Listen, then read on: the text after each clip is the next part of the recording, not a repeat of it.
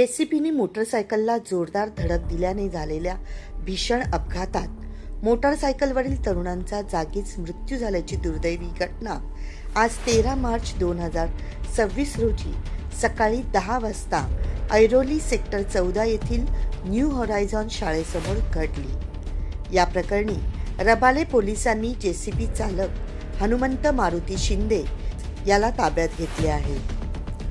Airoli sector 14 जवळील उड्डाणपुलाखाली झालेला अपघात एवढा भीषण होता की जेसीबीच्या जोरदार धडकेमुळे मोटारसायकलवर बसलेले दोघेही मित्र रक्ताच्या थारोळ्यात जागीच ठार झाले।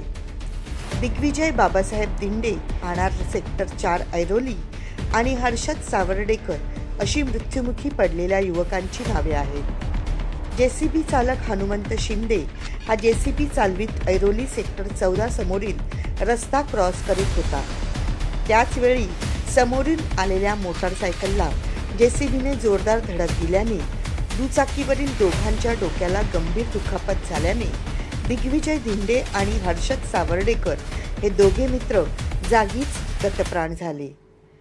घटनास्थळी सहाय्यक पोलीस आयुक्त राहुल धस, रबाले पोलीस ठाण्याचे वरिष्ठ पोलीस निरीक्षक बाळकृष्ण सावंत आणि पोलीस निरीक्षक श्याम बनसोडे यांनी पाहणी करून अपघाताची चौकशी केली। या प्रकरणी रबाले पोलीस ठाण्याचे सहाय्यक पोलीस निरीक्षक श्री होनमाने, पोलीस उपनिरीक्षक रंजना बनसोडे आणि श्री गरड अधिक तपास करीत आहेत।